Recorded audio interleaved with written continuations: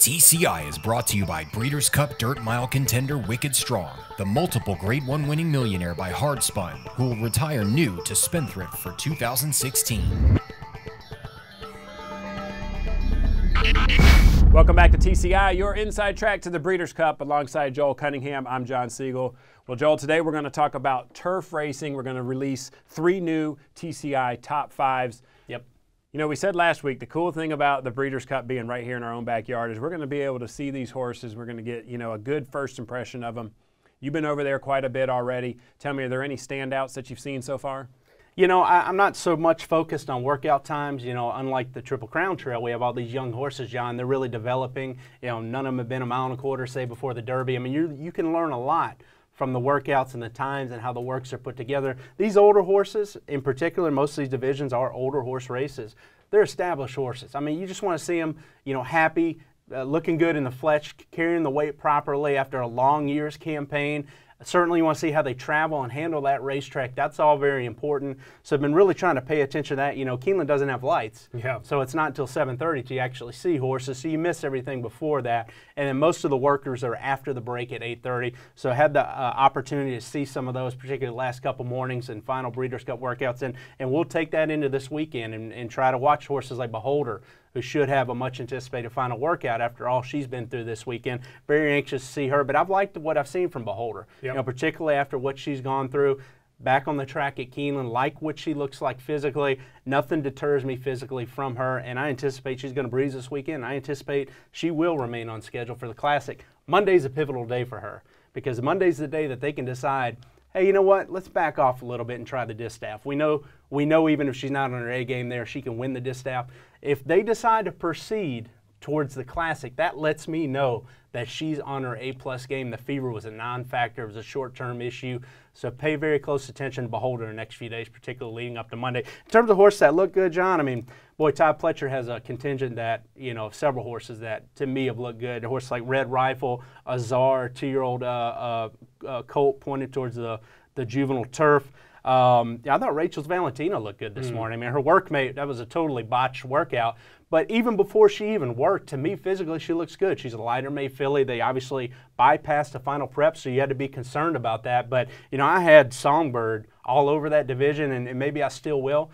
But now, based on what I see from Rachel's Valentina, I know Todd's done a good job of building her back up and has her sitting on a big performance, in my opinion, to really be a viable contender in that juvenile filly. So impressed with what I've seen with her. Other horses that come to mind, I can tell you this. I really haven't seen anything that's really deterred me from any horses that I've liked right now. Wesley Ward's had a couple horses. Undrafted looks good physically. Green Mask, I think, 2 turf sprinters, I think, that made impressions on me based on their physical looks. And, I can probably go on. But really, the most important thing is I haven't really seen anything that's deterred me yet from any horses. And I anticipate even seeing more of these horses when they come in, especially Europeans clearing quarantine and all that. Next week will be a big test for me physically because, again, these workouts aren't as important to me. It's all what they look like in the flesh and how they're handling the racetrack. Yeah, you talk about Todd's. I mean, look, we've followed Todd all over the place doing this show. And, I mean, he's just that type of trainer. When his horses come out, every time a set comes out, they always look good. He just does a phenomenal Liam's job. Map, that's another one. But, I mean, is that a shock that Liam's Map looks great physically? I mean, what he did the other day was nothing but a maintenance move. Everybody knows he's going to be odds-on at a dirt mile, but to me, he looked tremendous. I loved how a horse with his cruising speed was, they broke him off with a pony from the pole, but, I mean, he didn't get it on. I mean, he was very much at his rider's command, was able to slow and cruise and do everything in rhythm at his rider's command, not show any sign of aggressiveness at all. To me, he is on top of his game right now and poised for a big race, but I think everybody knew that. So, again, I haven't really seen any negative signs yet to take me off of a horse. And, you mentioned Beholder. We had the benefit. We were there the other day when Richard Mandela came to the office, and, they said that the filly's doing good. Gave her some time, let her do a lot of grazing, just be a horse. Came out. I think she's doing well. I anticipate they're pointing for the Classic. Yeah, let's switch now and let's talk about turf racing. And Joel, we say this every year, man, I sound like a broken record, but really the Europeans really do dominate these divisions. And reason being is they breed for it. This is what they shoot for, So you start off, you see the first TCI top 5 here in the filly and mare turf, and man, I see a lot of European horses on there. Well, there's 8 Euros nominated, and I mean, of course, that's where it starts. I mean, look, I take pride in American racing, but that's their discipline over there, the grass, John, and it's proven in history. They win these races, and they're just better on the grass. So look at TCI, nice 3-year-old filly, Coolmore connections, multiple Group 1 winner, handles that, 10 furlong distance, mile and 3/16 comparable distance, in form. Got to have her number 1. They have another 3-year-old filly found that they're going to run against the Colts in a 1.5 miles in the turf. That lets me know they're strong in both divisions. I like her. She'll be your favorite in the race. Miss France, a 4-year-old filly, Andre Favre, another Group 1 winner. She's been running more around a mile, but that extra 3/16 of a mile is not a stretch for her. She's been this far before. She's bred to handle it. Again, another Group 1 filly that's in top form. I think she'll be very tough in this race. Her class is much better than the Americans. Stephanie's Kitten, she's our best hope. Yep. Loves this distance, has been the top filly and mare turf horse probably the last few years. I mean, obviously she didn't win it last year. You had a filly get loose on the lead, an American horse that wound up winning the race. But I think on a fair turf course with plenty of pace, certainly would set up her kick. She's the best American contender. But Secret Gesture kind of lets you know about the Europeans class. She's more of a Group 2 horse over in Europe, John. They bring her over for the Beverly D. She finishes ahead, doesn't win. She veers out Stephanie's Kitten, and we know the DQ situation.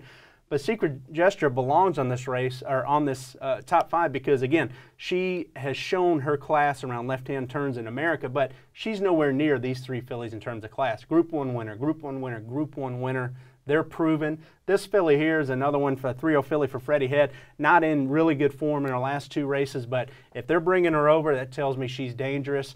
And, again, another filly with Group 1 class. So, to me, those 5 tower above the rest of the field. All right, well, let's move now to the mile. And Joel, again, you see some Europeans in here. You mentioned Freddie Head. It always reminds me of the filly that he had that won the mile, I think back-to-back years. But I look on here, again, I don't think I see, I guess Grand Arch is our only hope in there for the Americans. I mean, if you want to call it a hope. I mean, he loves Keeneland so much, and he's in career form that, I would love to see him run well in here.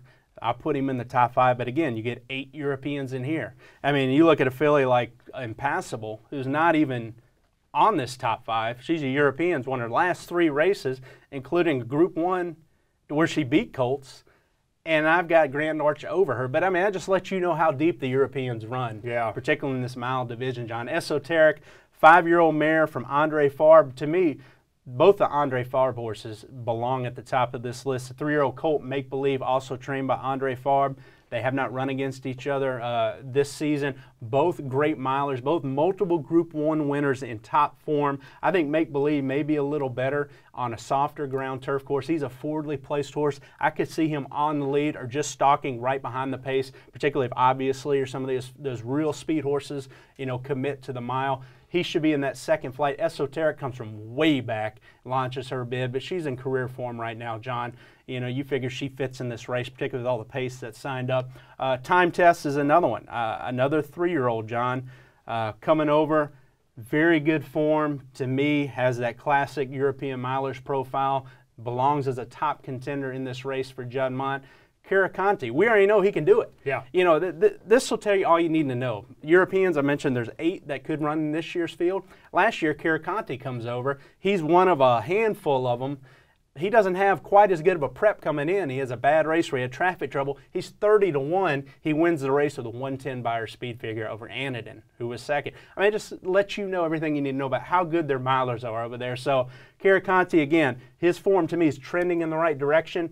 I could see him running well because we know he likes the North American style of racing. And then I mentioned Grand Arch. I'm just going to leave him in the 5 spot. But to me, that's the classier race. All right, well, let's move on then to the turf. And, I see you got 2 Americans in here with Big Blue Kitten. I also see Red Rifle. Red Rifle's one of those horses that's really come on. He's turned into a very consistent horse. I see you got him in the number 5 spot. This race has proven to be dangerous for ARC winners. I mean, not a lot of ARC winners have come over. A lot of them have come over with big reputations, but that's a taxing race. They all point for, it's always only a few-week turnaround between having to run in that race, ship across back to North America.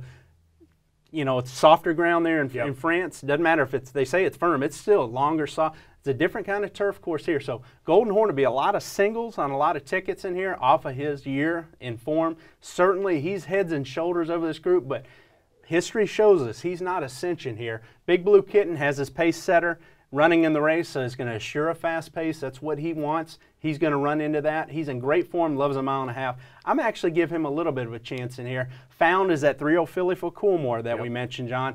To me, those are the top 2 European hitters in here. Really postponed since he canceled and is not going to come over.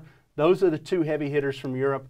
Big-time connections, big-time form there. Slummer, I've liked what Chad Brown's done with him since he's added blinkers this year.